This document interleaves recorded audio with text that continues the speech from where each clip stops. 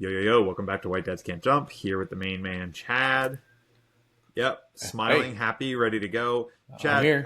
I think that there's specific news in the headlines this week that has you so chipper.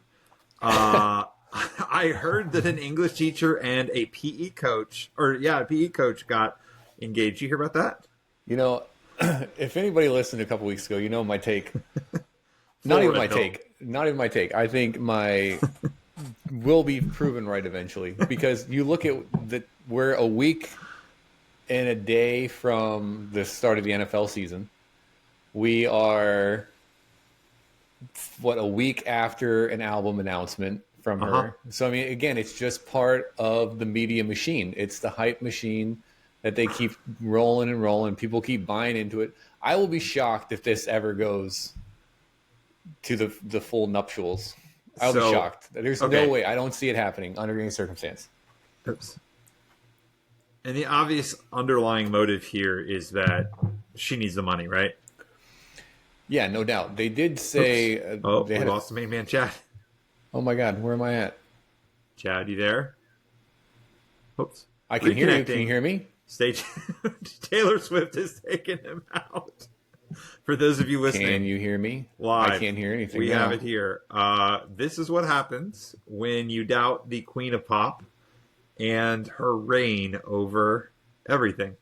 With that being said, while we wait for the main man Chad to reconnect here, I also think that, again, what is her motive? Oh, what is her motive? It's not money. She's got money. She's got fame. She doesn't need to marry Travis if she doesn't want to. Why would she go to the trouble of marrying somebody just for sport? And it's not like she hasn't dated other people and has experience with what she likes and what she doesn't like. So I stick behind the fact that I think that it is a genuine wedding or engagement thus far. And she will go through with it. Chad, you back with us? I can hear you. Okay. Can you hear me? So... No? For any reason at all, Chad has gone silent on the issue. I think that we are going to pause right here and take a regularly scheduled commercial break. So, hang on one second. Let's see if we get a reconnection. It's spinning like the Windows 95 rollout right before it went to blue screen of death. Those of you that have a good history of computers would appreciate the fact that when Bill Gates was doing his big public press launch of Windows 95, it actually crashed on stage. Oh, okay. Chad's out. All right. Commercial break. Be right back. Hey, you're back. Hey, we're back from commercial break. Here I am. Had a little problem. Came back. My computer couldn't take the Taylor Swift nonsense, and it literally just melted on its own. Some of us in the guests were wondering maybe if the Taylor Swift Mafia took you out. The Taylor Swift Mafia, maybe. Yeah. Probably. I need to start being a little kinder to her. We got a little conspiratorial there. Okay, so you're back, and we definitely all think that this is the real deal and that they're in love. The point I made while you were while you had gone fishing or whatever it was you were doing was that she has all the money. Mm-hmm. She has all the fame. Mm-hmm. She has dated enough people to know who she likes and who she doesn't like. So, therefore, I vote real. And you vote fake, unless I'm putting words in your mouth. Yeah, I mean, I would go that route. Yeah, I would say fake. I would say planned, pre-planned. Planned. Orchestrated. Yeah, orchestrated, there you go. Yeah. Okay, I get it. I'm not buying the hype. Okay, well, then speaking of the hype machine that is... there's actually another big hype monster that's happening right now, and that has to do with your favorite restaurant. Yes. Yeah, I get accused of being a boomer constantly. So I mean, it's so at Cracker Barrel, you feel like you're at home. Absolutely, yeah, I love it. It reminds me of being at my grandma's house. It's literally what it's meant to be. You like playing the triangle peg game? I have a video. I should upload it of me beating it. I did it one time. I've never done it again. And that did you like use a hint or a guide or something?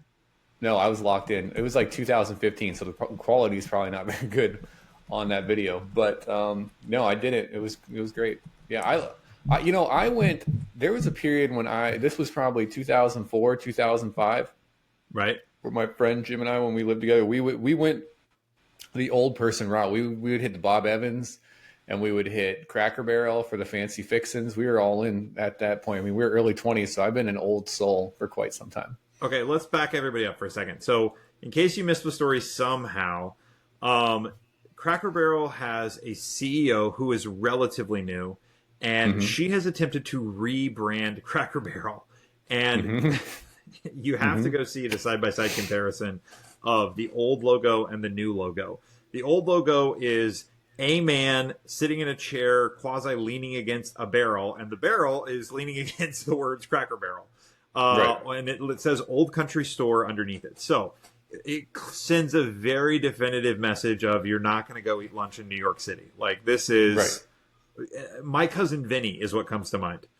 Because you also have the charm of the country store. If you've never been in one, it's literally a country store where it has the retro candy or the vintage looking candy. Before you get to the restaurant, you walk into the store. That's exactly right. So the vintage candy and the vintage games, like wooden games that you can play with.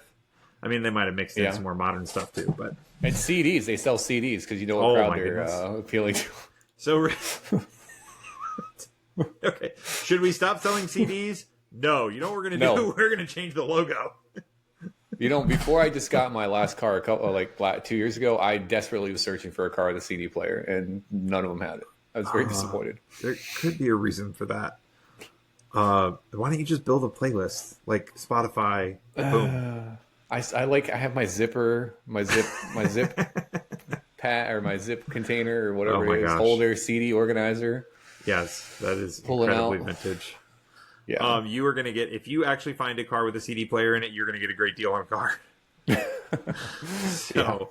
I'm glad Cracker Barrel cracked to the pressure of the public, though, and they went back to their old logo. Yes, apparently after a week. I mean, a stock drop will do that to you, and a major backlash will do that to you, I guess. For my business peeps out there, right, the stock dropped about 12%. It was, to be clear, it was Uncle Herschel was the man leaning on the barrel. A familiar symbol since when, Chad? I'm going to say because it's appealing to that demographic, that means they had to wait till they were older. So I'm going to say like 85. Close, 77. Okay. Yeah, so Herschel's been leaning against that barrel for a while now. And there was a new white lady that is the CEO, and apparently her and Herschel, mixed words. I feel like you could look at that woman for a second and say, I don't want her to be the CEO of Cracker Barrel. I mean, I just feel like it doesn't connect. Yeah, she doesn't seem to be the right demographic fit. Right. For the time and place. I absolutely Because I don't know. I understand the idea of that you don't have to be a CEO of, like, you don't need experience as a CEO of the product or whatever it is you're selling or the brand you're selling. But because it's a skill that translates across different things, I get that. But at the same time, you'd think you'd want someone that's eaten in a Cracker Barrel to be your CEO of your company. For those of you that aren't sure what we're talking about, again, just go look up Google CEO of Cracker Barrel, and you'll understand that her name is Becky, and she sat next to you in algebra class. Like, she does not look like the CEO of Cracker Barrel. No, because Cracker Barrel, they're in a precarious situation. I mean, honestly, I know they had to refresh the brand because their target audience is dying out. And it's not like it's appealing to the younger people of like, hey, I want to go get some grits and some pancakes and look at a horseshoe on the wall. But you need to do something a little less drastic than what they pulled off there. Right. You got to find your spot in the middle. Speaking of epic comebacks, though, there is also a delightfully tacky comeback. Have you heard about this? Oh, no. Hooters is coming back out of bankruptcy, and they're coming back, and they are going to stick with their core tenet of delightfully tacky. They feel like maybe they took on a little bit too much debt while executing that strategy on the first go around, so they're going to give it another another whirl. You know, I got a fun story about Hooters. Not actually that fun, but I watched a video about this, and I know what happened to them as a company. So what happened is there were like 4 core restaurants still run by the founders, and those stores were outperforming all the franchises because the franchises changed the sauce ingredients and changed the menu. So that obviously didn't go over quite as well. So the 4 main, or the 3, how many founders there are, they have reacquired the majority stake at the company, and then they are going to rebrand it back to the original branding and makeup of the ones that they ran initially. My hat's off to you, sir. I am very impressed by your business knowledge on this story. I'm laughing because you're very satisfied smile on your face right now. Yes, I did not know that. That makes all the sense in the world. The only thing I'm shocked by is the fact that the franchisees had the ability to change the recipe in the first place. Like, well, the corporate did it. So when they went public, they kept control over like their 4 original restaurants or whatever it is. Stores, but sold out the just rest. the ones that they owned their core ones. Oh, got it.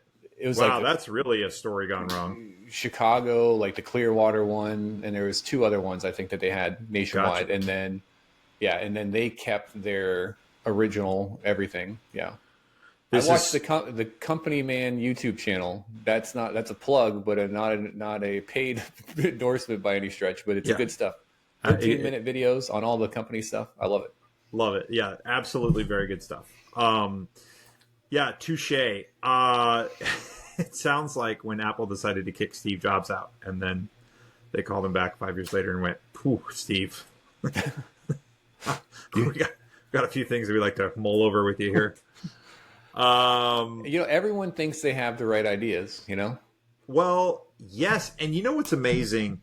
We were talking about this the other day. People make epic mistakes on a very regular basis. In the light of this current news cycle, you would call the Cracker Barrel thing an epic mistake. But I mean, it happens all the time. It happens to CEOs. It happens to presidents. Has anybody ever heard of Enron? Right. Like, no, not anymore. Not anymore. Admittedly, that's a quarter of a century old example, but it was kind of a big deal when it happened. Companies go out of business all the time. And companies are just people. And ultimately, it falls on somebody's shoulders to be making these decisions. And people just mess up sometimes. I think that'll be the future of this podcast. We're just going to highlight the business mess ups throughout the years. I know that on a previous podcast, I brought up the fact that one year there are the raspberries. It's one of the awards for the biggest business blunders of the year. And Disney ranked high one year because of the couple that got into the water ride. Do you remember this story? Mm-mm. This couple who had more than their fair share of the buffet got into the water ride. And the log sunk. We did. We talked about that. Yeah. Exactly. The we log had a short sinks. about it. They literally cannot ride the ride. And so then how does Disney offer to apologize to them? They give them hundreds of dollars in food and beverage vouchers. Hey, speaking of Disney and their blunders, did you see the article that just came out that they are going around Hollywood trying to come up with the best new IP to bring in the young male demographic, like the 17 to 28 males, which is the irony of this is that Disney has in their library already Star Wars, Marvel, right, Indiana Jones, like these big, huge, like male dominated IPs that they went full on girl boss on and destroyed every ounce of masculinity in those franchises. And now they're like, oh, wait, guess who likes to go to the movies? Young men. And what do they want to see? Things blowing up. Okay, in that vein, I will watch a Marvel movie and I'll go, oh yeah, that's cool. But I just don't find myself immersed in the universe in the way that I know proper fans do. So there's too much of it. It's too much. You have to know too many things to enjoy it. It's definitely layered. I think that one of the greatest promotional collabs of all time was Jerry Bruckheimer and the United States Navy in the making of Top Gun. Oh, yeah, because for sure. obviously Top Gun was a promotional film for the Navy at a time where they were having trouble recruiting.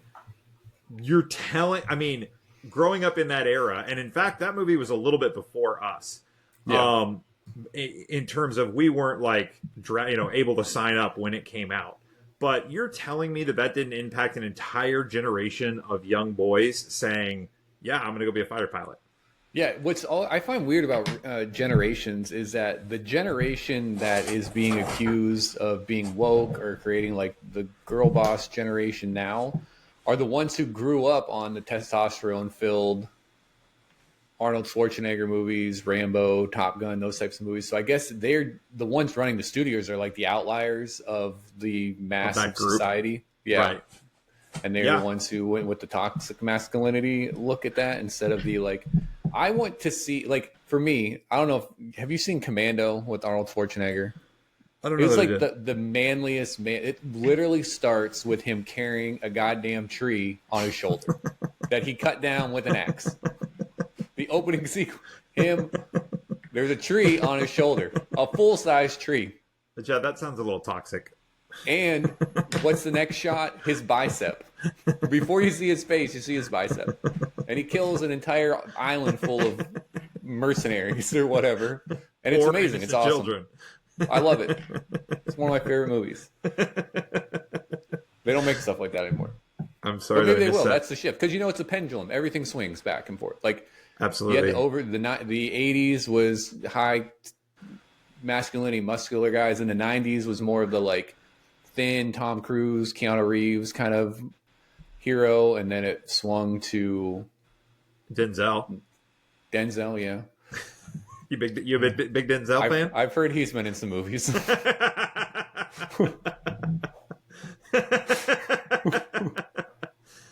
This is a bit of an inside joke. We were having a conversation about Denzel, and main man Chad's like, yeah, Denzel, he's good.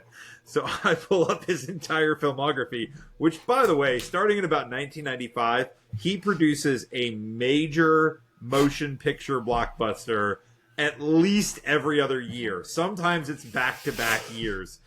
Yeah. Had you seen much of that list? No. I've seen a couple. I've seen the big ones. Right. Like you saw Time to Kill? No.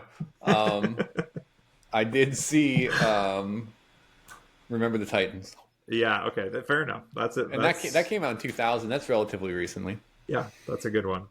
For actual Denzel fans, the deep cut is Deja Vu. Deja Vu, he's in New York, and he works with this special team in the government that has developed a technology that gives them the ability to look back exactly 4 days in time. They can't adjust it or manipulate it, but they can see anywhere within a zone of a few square miles 4 days in the past, and they're using it to solve a crime. Highly recommend. Very good. See, we don't get movies like that anymore. We don't get things like that. And it was so there's good. Nothing interesting. Like, there's no interesting premise anymore of movies. It's all the same watered down crap. Like, I saw 2 movies in the theater this year. Mission Impossible, whatever number we're at here. Yeah. And that's just a franchise. Like, I've seen them all, so I felt compelled to see it. And then F1, which I enjoyed, but that's just an IP that similar to the Navy and Top Gun. Very good. Absolutely. F1 literally produced this movie to boost U.S. engagement. And so, by the way, good on them. That was brilliant. Yeah. And if you're going to do it, get Brad Pitt. Right. Get all the right people. It was a great movie. Yeah, I really enjoyed it. But then after that, you have another Fantastic Four movie. This is like the 3rd iteration of the Fantastic Four. And you have another Superman movie. Did you see Fantastic Four? No, I don't like Pedro Pascal. Oh, okay. That seems like a narrow look on a wide movie. I'm very narrow on a lot of things. I'm sure that'll be shocking to our regular listeners. Or anyone that might know me. Yeah. Or give you a performance review. Okay. I don't hold a grudge. I don't hold a grudge, though. I don't hold a grudge. Well, you can't when you're that narrow. Okay. So, Fantastic Four aesthetically is gorgeous. It's a little bit of a contradiction in the sense that it is mid-century modern aesthetic in a futuristic setting. So, like, we're launching rockets, off of the river in New York, but we've got this whole mid-century modern vibe. It was the science in it was interesting. They're jumping through black holes and doing all sorts of stuff. And again, got to suspend belief a little bit, just like with every Marvel movie ever. But highly recommend. Very good. The only critique I have is that it was like watching a white guy on the dance floor is about a half a beat too slow throughout several parts. But it's interesting. Other than that, it's an interesting way of describing that. Is that not how you view yourself on the dance floor? I don't go on the dance floor. I just avoid that from the situation. Sidelines, as you're viewing men on the dance floor. I have dabbled in some boy band choreography a time or two. Under what setting was that? I think it was. No, I wish I had. But no, I think it was just. I don't remember why I did it, but I just watched some tutorials on the Bye Bye Bye. Please tell me there's a recording of this. No, I never got to the point where I felt comfortable recording myself. Come I got to the point I could do most of it. Obviously, why don't you just back away and take off your headphones and just give us a little? Yeah. What was really what kind of broke me was I was doing it with. I was watching a dance instructor do it, and they were obviously going like 1, 2, 3, like in slow. And so I'm doing it, and I'm having a hard time just keeping up with that because there's a lot of movement. There's a lot of moving parts. And then I was like, you know what? This is crap. I'm not going to do that. I'm just going to watch them perform it live, and then I'll just follow from there. And you watch them, and they are moving so fast. Like, I don't even know how their brains can comprehend what they're doing. Like they're moving, like and they're back on Sunday. Oh my God, they're moving and singing so fast and in sync with one another, which is also crazy. Like the fact that there's 5 of them and they're moving so fast and they're doing it together in unison. And I was just like, I can never do this. It's a skill that pays millions of dollars. It literally does. And it's one of those things where, I love pop music, as we talked about when we had a tier list, whenever that was. And people are like, oh, it's pop or it's bubblegum music. Like there's not a skill set. Like they don't write their own music. But at the same time, like their performing is crazy. Like their endurance, their like stamina, their timing, everything. It's impressive. Like obviously not everyone can do it. As there's so many iterations of boy bands and only a few of them hit it. Survived. My wife, 100% of the time that we have been married, and then some before that, has told me that I like teenage girl music. And my tastes have evolved somewhat over the years, but there always will be that part of me where it's like, yeah, I'm okay with that. Like, are you familiar with the Demon Hunter K-pop? The Demon Hunter K-pop? No, the K-pop, I'm not against it. I just haven't heard it. This is a new Netflix movie. This is like taking over society. Oh, okay. No, I'm not opposed. I just haven't been exposed. So Sony produced this movie. It's an animated. It's called like K-pop Demon Hunter or something. I saw in the top 10, yeah. Yeah, so Sony produced it for $100 million. Wow. They were going to shelve it. They ended up selling it to Netflix for $20 million. Oh. Netflix buys it. It blows up. They put it in the theaters. It becomes #1 at the box office. It's Netflix first #1. And now they're like saying it's going to spawn sequels and like soundtracks blowing up. It's going to be like $1 billion franchise. The $1 billion question is, does Netflix own the rights to the whole franchise now, or did they just buy that first movie? I want to say based on the fact that they wrote the article, it's the whole they bought it lock, stock, and barrel. Yeah, because I think Sony was like, this is nothing. Like we just need to unload this. Yeah, and get something back. And like, holy smokes, yeah. Because what a good find. I listen to the soundtrack not on my own accord in the mornings on the way to, and I'm gonna be honest, it's pretty damn catchy. There's some good stuff. On my own accord. I believe that's how it started. I don't believe that you now are not the one that occasionally recommends what you listen to. Yeah, I mean, I am unabashedly a lover of pop music. Like I will listen. And nowadays, there's not good pop music, so I don't think like when you say you have the music taste of an 18-year-old girl, that's 18-year-old girl circa 96 from to like our 08. Generation. Yeah, because now I don't even know what an 18-year-old girl listens to. I'm going to be honest with you. Some of it feels a little aggressive. Like I like Ariana Grande, who is roughly our age, give or take. She was big when we were coming up still too, and so I like some of her songs, but I don't remember. I remember the songs being a little bit more poppy. Sure, they were edgy, but a little bit more poppy when we were of that age. Now, I believe one of her not immediate hits, but more recent hits was 34 plus 35. It just feels a little bit more aggressive in the messaging. I don't even know what the context of that could be. Well, when you get done adding 34 and 35, where do you land? Oh. Right.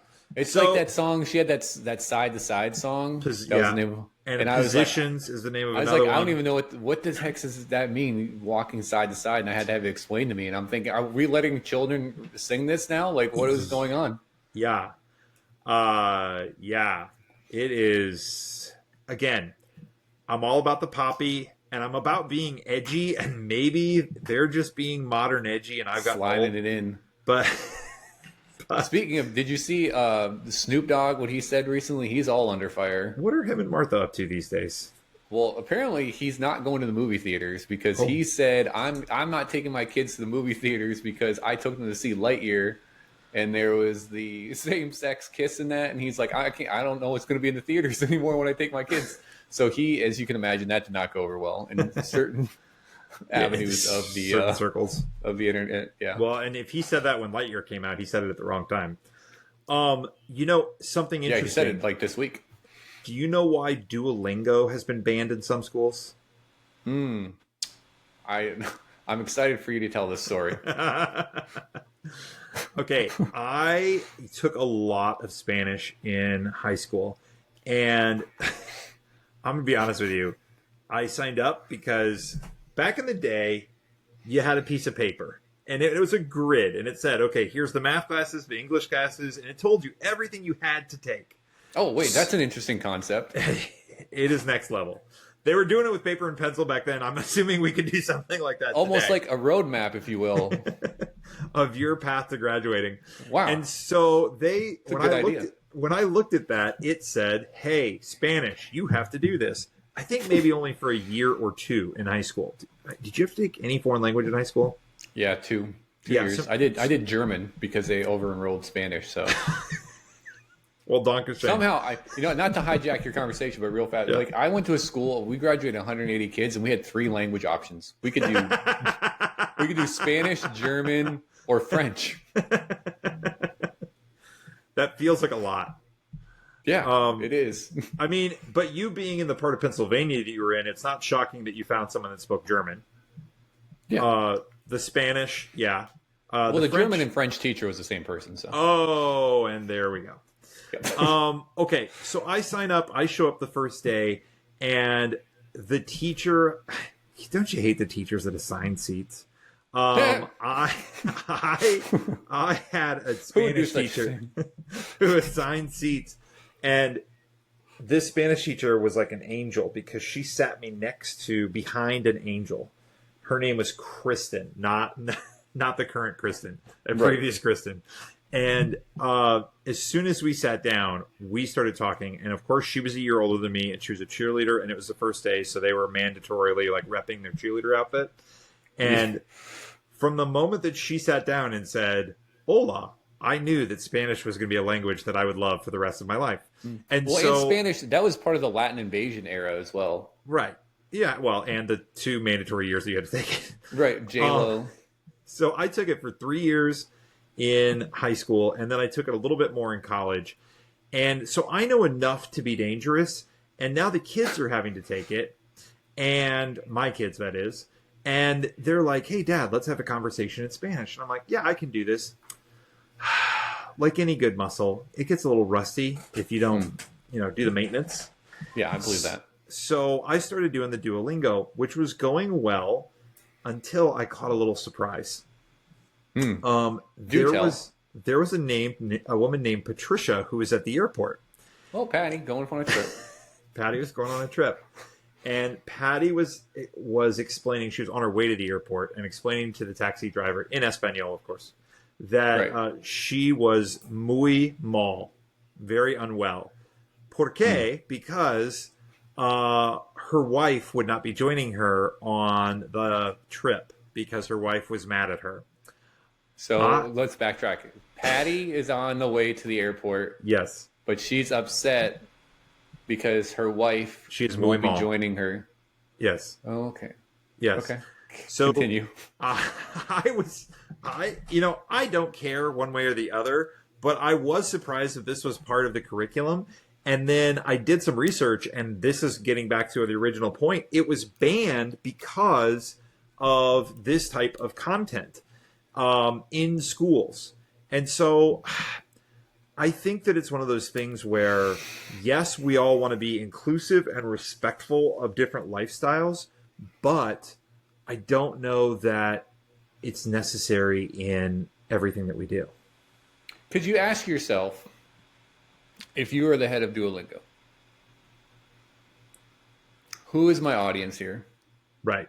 And what am I trying to accomplish? And where is this going to go? Now, there's two things that can happen. One, you do it and you put it in a highly conservative area and you get this reaction and it makes the news and people are like, oh my God, that's awful. I can't believe that. I'm going to support Duolingo. Unfortunately for them, the 2024 election happened.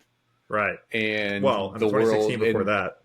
Right. And we had a shift in the other direction. So then now I feel like that this could destroy their company. Yeah, I hope not. Maybe not destroy, but like greatly reduce. Obviously, if you lose the school systems, that's a big loss. You're going to lose it in how many Republican-led states are there? Yeah. More than half. So yeah, it's rough math. Maybe Rosetta Zone's going to come back. If you can load the 9 CDs into your computer, you can install that and it will be yours forever. So, okay. The Koch brothers are currently making a new software for that's exactly right. Okay, so I think that we need to round out here one more thing before we go. I believe there was an Origi blowover story you wanted to cover. So Burning Man, are you familiar with Burning Man? I am, California. It's like, that's like my worst nightmare, honestly, like being at one of these festivals. Like you're in the middle of nowhere, you're with people that are like unclean, unkept, like they were clean the first day. There's no way out of there. There's, I assume, neon, goodness. there's glow sticks, there's drugs going on, and I'm gone. Lost the main man Chad apparently for a second time. Dang it. We are going to have to pick up that story next week. So for this week, be good and tune in. Bye-bye.